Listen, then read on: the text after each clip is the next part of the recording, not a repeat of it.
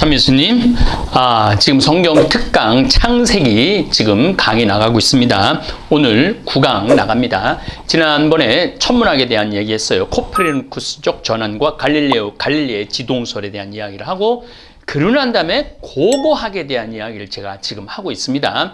구약성서는 그야말로 창세기 1장부터 말라키 예언서까지 4,000년이라고 그러지만 실질적으로는 4,000년은 아니고 46억 년을 압축한 내용인데, 제가 전체 물리학을 여러분들한테 소개하면서 창세기를 이야기했고, 지난 두 강의는 이제 고고학으로 한 2,500년 전 경에 그 구약 성서의 주 무대인 지역들이 전부 다 묻혀버려요.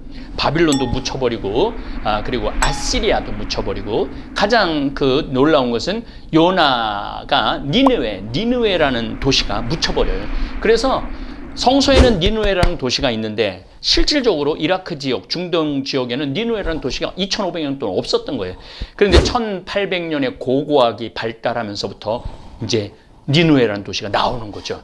그러므로 해서 니느웨라는 도시가 나옴으로써 요나 얘기가 허구가 아니고, 또 구약 성서가 허구가 꾸며진 얘기가 아니고, 그 주변의 문화의 영향을 받으면서 어떻게 하느님께서 우리에게 당신의 모습을 드러내는 연애 편지를 정말 오묘하게 보낸 것에 대한 공부를 하고 있습니다. 고고학에 의해서 오늘 제 9강입니다. 2,500년 동안 잊혀졌던 모술 근처에서 영국의 오스틴 레어드에 의해서 모술 근처 언덕에 있던 이제 요즘 성서가 옛날엔 니느웨라고 그랬는데 지금 성서가 니네베로 바뀌었어요. 성경에서 니네베가 발굴이 됩니다.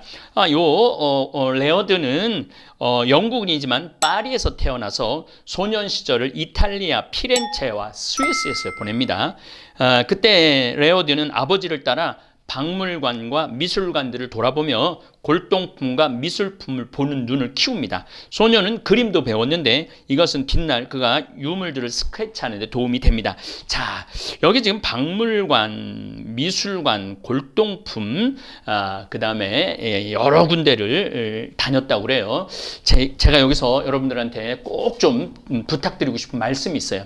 지금 이제 해외는 나가기 어렵죠. 해외는 코로나19 때문에 나가기 어려운데, 초등학생 자녀를 둔 분들이라면 중학교 때는 좀 어려울 수 있어요. 초등학교 때 4학년, 5학년, 6학년 되면은 토요일날, 일요일날, 주일날 애 손을 잡고 무조건 박물관을 다니세요. 무조건. 네. 이제 이건희 회장님 지금 묻힌 그 동네에 삼성 미술관이 있어요. 거기 가보면 기가 막힌 우리나라 골동품들, 미술품들 많습니다. 그리고 우리 현대 박물관도 저 용산에도 좀 가보시고, 우리 주위에 돌아볼 수 있는 박물관이 너무너무 많아요.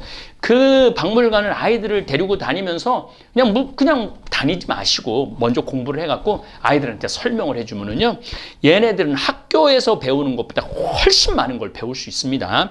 그리고 그냥 책상에 앉아갖고 그냥 영어 모르는 거 외우게 하지 말고, 수학 어려운 거 가르치지 말고 살아있는 걸 보여주면은 얘네들은 영어 수학은 그냥 하게 돼 있어요. 근데 우리는 거꾸로 하고 있어요. 거꾸로. 어쨌든 세계주의를 지향했던 레어드는 육로로 소아시아와 근동을 거쳐 인도와 실론은 지금 어디를 말하면 스리랑카까지 여행하는 꿈을 키워나갔어요. 그러니까 어렸을 때 많이 보여주니까, 야, 나중에 내가 크면 저기까지 가봐야 되겠다, 이런 생각을 하게 된 거죠. 레어드는 22살 때 무작정 아시아로 향합니다. 레어드는 아무도 가본 적이 없는 물길을 통해 1839년 7월 메소포타미아로 갑니다. 그 무렵은 이집트와 중동 지역의 여러 민족이 오스만 제국의 반기를 들어 몹시 어수선할 때입니다. 자칫 생명을 잃을 수 있는 여행이었습니다. 하지만 옛 문명을 보고 싶다는 그의 욕망은 강렬했습니다. 자, 여기서 이제 이 1830년에 오스만 투르크 지역 좀 말씀을 드릴게요. 오스만 투르크가 콘스탄티노플을 1453년에 정복을 합니다. 동방 가톨릭 교회를 무너뜨리는 거죠. 그러면서 지중해권을 오스만 투르크가 지중해 상권을 꽉 잡아요. 상권을 잡지만은 유럽 사람들은 이제 계속 메소포타미아 지역 그 다음에 터키, 그리스 터키하고 무역을 하다가 무역선을 바꿔요. 어떻게 바꾸냐? 1492년 크리스토퍼 콜럼버스가 아메리카 대륙을 발견하면서 이제는 저 오스만 투르크 때문에 중동 지역하고 이 실크로드를 통해서 중국의 물건들을 받아들였는데 이게 안 되겠다. 그래갖고 선을 전부 다 바꿔요. 대서양을 따라서 아프리카로 희망봉을 돌아서 케이프타운을 돌아서 인도로 가는 그런 무역선, 또 바로 아메리카로 가는 무역선으로 바꿔요. 그 바람에 중동이라는 데가 개발이 전혀 안 되고 있어요. 개발이 할 수가 없는 지역인데 요 1820년대, 30년대 이게 너무너무 고고하게 관심이 많았던 영국인, 프랑스인들이 메소포타미아 지역을 찾은 거죠. 어쨌거나 하여튼 터키와 페르시아를 여행한 후 1840년 4월 그는 그 문제의 모술 땅에, 모술 맨 꼭대기, 유프라테스강, 티그리스강 맨 꼭대기가 모술입니다. 맨 아래쪽은 수메르예요. 수메르, 우루, 그리고 난 다음에 아시리아, 우르크, 바빌로니아, 그리고 페르시아, 그리고 그 위에 모술이 있습니다. 어쨌든 터키와 페르시아를 여행한 후 1840년 그는 모술에 닿습니다. 강 건너의 니네베어의 폐허일 것으로 짐작되는 거대한 둔덕들이 레오드의 마음을 사로잡죠. 그는 날마다 그 언덕을 탐색하는 일로 하루를 보냅니다. 아무데도 돌기둥이나 조각품이 없었어요. 둔덕들은 그저 밋밋하게 솟은 흙더미였습니다. 레오드가 일주일이나 더듬은 둔덕은 높이가 28m가 되었습니다. 어림잡아 12만 톤이나 되는 흙을 파헤치려면 일꾼이 10,000명이 10년도 더 달라붙어야 할 판입니다.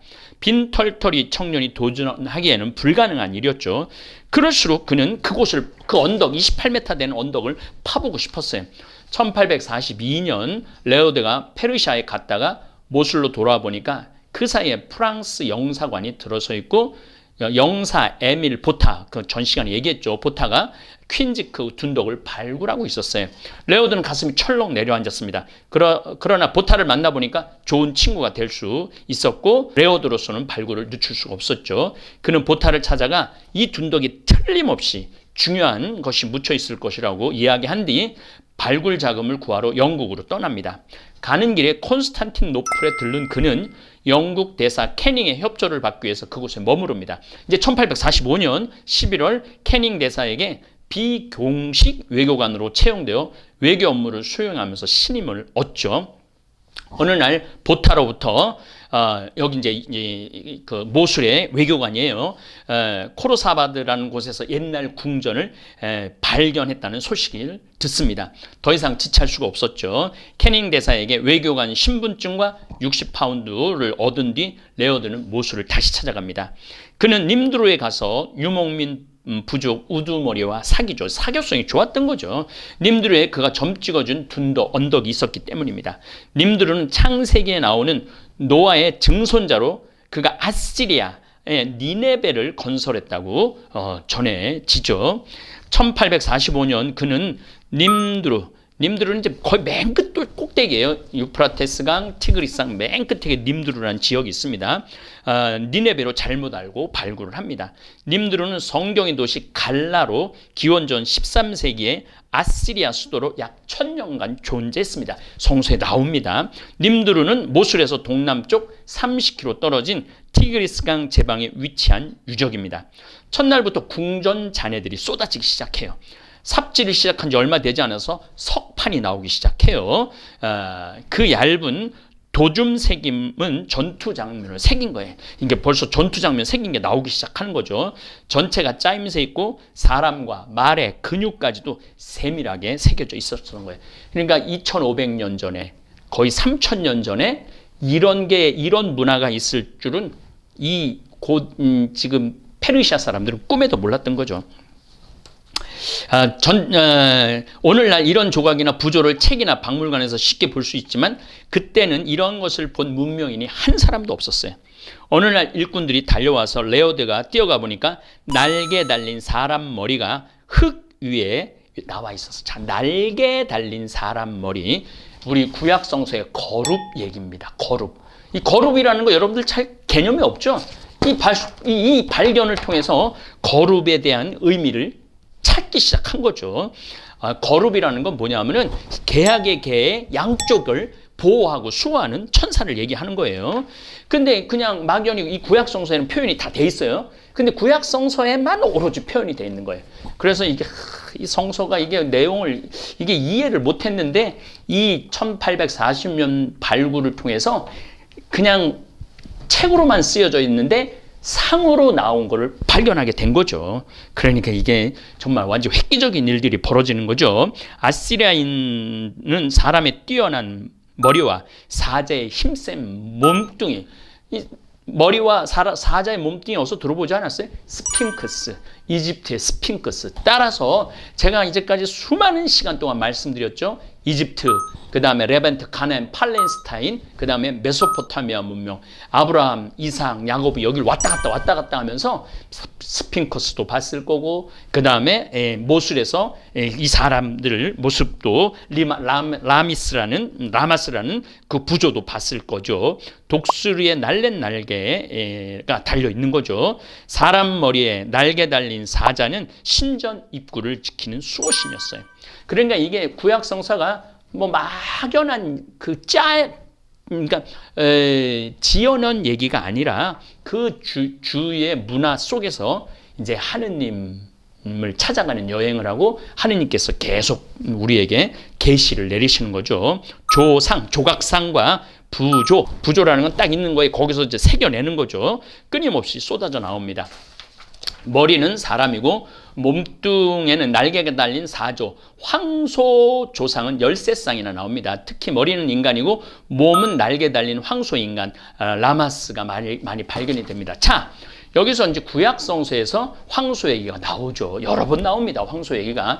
가장 유명한 거는 아론이 모세가 십계명 받으러 올라갈 때 너무너무 불안하니까 황소상을 만들어내죠. 근데 이 황소상도 유대인들의 황소상이 아니라 이집트에도 황소상이 이야기 나오고 특히 수메르, 바빌로니아. 그래서 마로둑이라는 아주 최고 힘센 신은 황소 뿔이 이렇게 있어요. 황소 뿔이. 여러분들 그 사진도 아마 우리 직원들이 찾아서 올릴 거예요. 그러니까 황소는 힘센 거의 상징, 축복의 상징. 그래서 황소상이 굉장히 많이 나오는 거예요. 그래서 구약 성서에 황소 얘기가 나오는 겁니다. 이집트의 스핑크스도 라마스와 유사합니다. 인간의 머리에 몸통은 앞부분은 사자고 뒷부분은 황소로 독수리 날개를 달고 있죠.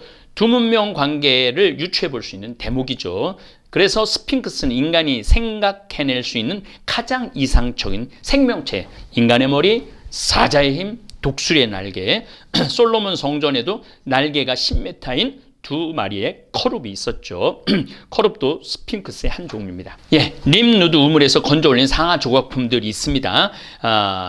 림누드 모나리자, 스핑크스, 파피루스 초원의 사자와 사자가 흑인을 깨물어 무는 거죠. 아마 갑자기 들어닥친 갈대아군의 공격을 피해서 황급히 달아나면서 귀중품들을 우물 속에 싹 쓸어 넣어버린 거예요. 이걸 레어드가 발견을 한 거예요. 3000년이 지난 후에. 그 다음에 림누드 둔덕의 폐원에는 아슈르 나스팔 2세 궁전이 발견이 됩니다. 60만 평이 되는 대규모 성체였어요. 그곳에서 발견된 토판들이 귀중한 신화를 제공해 주죠. 이 발굴로 레어드의 명성은 보타를 앞지르게 되죠. 이후 1947년까지 2년 동안 레어드는 이곳에서 6개의 궁전을 발견해냅니다. 그러니까 이게 모래바람에 쓸리고 쌓이고 쓸리면서 하루 3000년 동안 갇혀져 있었던 것을 1840년에 찾아내면서 이때부터 성서하고 고고하게 매치가 딱 되는 거야. 매치가. 어쨌든 석회석 벽 부조에는 사람의 머리를 한 어마어마한 황소들의 석상과 유명한 검은 오벨리스크도 발견이 되죠. 이집트에 오벨리스크가 있죠. 이 오벨리스크는 로마 교황청 앞에도 있습니다. 돌에는 아시리아 왕 살만 에셀의 수많은 정보를 기념하는 비문과 일련의 자세한 그림들이 정교하게 새겨져 있어요. 이 오벨리스크는 성경에 언급되지 않은 사건을 보여주고 있는데 유다 왕 예후가 살만 엑셀에게 전하고 수많은 이스라엘 노예들과 시중들이 아시리아 왕에게 바칠 선물들을 들고 서 있는 모습이 나와요. 그런데 성서에는 그걸 안 써. 왜냐하면 부끄러운 역사니까. 그러나 여기 림무르 유적지에서는 발견을 하게 되는 거죠. 자, 이제 구약 성서를 좀 제가 여러분들하고 좀 잠깐 좀 물론 계속 읽어 나가겠지만은 이제 그런 구약 성서가 이제 이해가 될 거예요. 열왕기 상권 11장 4절에 이런 얘기가 나와요. 솔로몬이 늙자 그의 아내들이 그의 마음을 다른 신들에게 돌려놓았다. 왜 야훼 하느님이 계신데 왜 계속 다른 신 얘기가 나오느냐?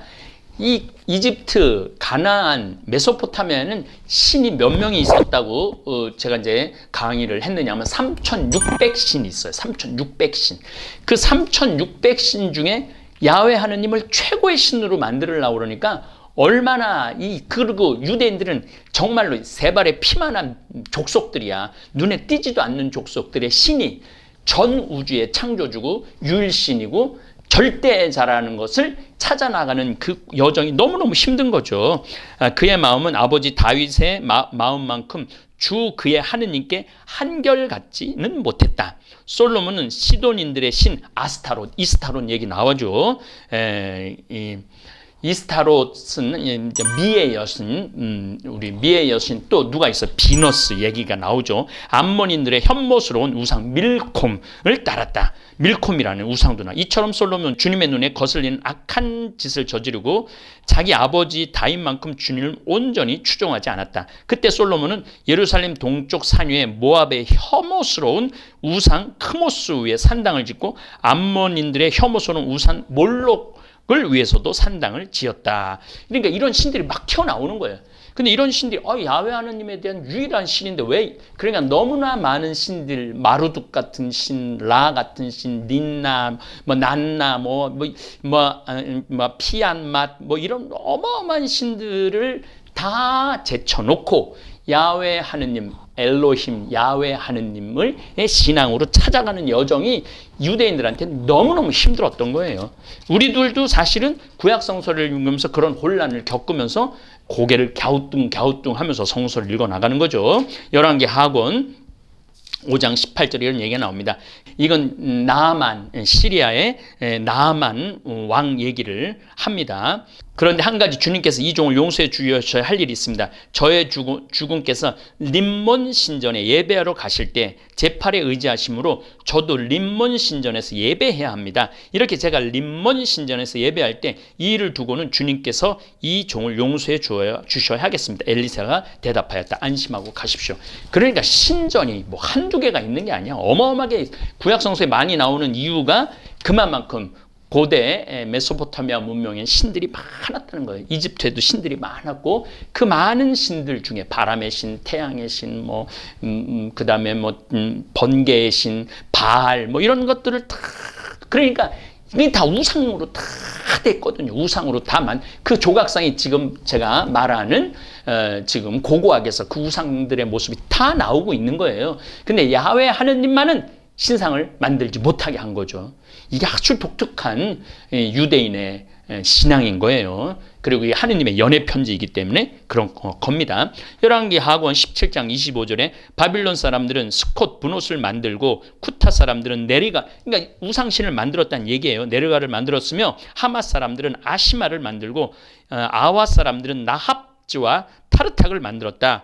스파르와임 사람들은 자기들의 신 아드람 멜렉과 아남 멜렉에게 자기 아들들을 불살라 바쳤다. 자, 이제 아들들을 불살라 바친 얘기가 나옵니다. 우리 이호곤 신부님 상본, 세상 떠난 상본을 내가 이걸로 쓰고 있어요. 이래야지 기억을 하죠. 자, 히즈키야 이제 열왕기 하권 18장 4절에 보면 그는 산당들을 없애고 기념 기둥들을 부수며 아세라 목상들을 잘라버렸다. 그리고 모세가 만든 구리뱀을 조각 내었다.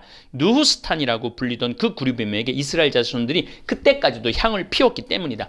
탈출할 때 잘못했을 때 구리뱀을 했는데 그 구리뱀이 끝났는데도 그 구리뱀에다가 절을 하니까 히즈키야 왕이 다 없애버린 거죠. 이제 그런 내용들이 이제 여러분들 이제 아마 이제 성서를 읽으면서 덜 답답할 거예요. 열왕기하권 19장 36절을 보면 아시리아 임금 산헤립은 그곳을 떠나 되돌아가서 니네베에 머물렀다. 니네베는 3,000년 동안 이제 성소에는 있는데 역사 안에는 없었던 거죠. 근데 1840년 사이에 이 사람들이 찾아낸 거죠. 레어드라는 사람이 찾아낸 거죠. 그런데 그가 그의 신 니스룩의 신전에서 예배드리고 있을 때 그의 두 아들람 멜렉과 사르 에첼가 그를 칼로 쳐 죽이고는 아라랏 땅으로, 아라랏은 또 노아가 홍수 끝나고 난 다음에 간 거죠. 아라랏 땅으로 도망쳤다. 그의 아들 에사를 핫돈이 그 뒤를 임금이 되었다.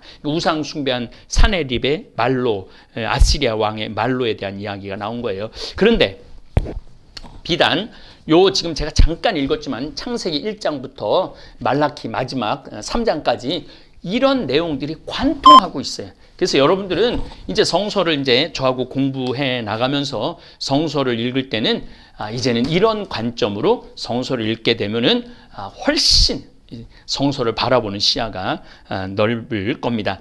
레어드는 다음 발굴지를 티그리스 강변의 퀸지크 둔독으로 정했다. 이번엔 틀림없이 니네베라올 것으로 믿었다. 파볼 만한 곳이 많았음에도 그는 보타가 1년을 파헤쳐서 아무것도 얻지 못한 것을 다시 파들어갔습니다. 그의 둔덕의 겉모습만 보고도 어디를 파야 할지 알았습니다. 그 판단은 정확했습니다.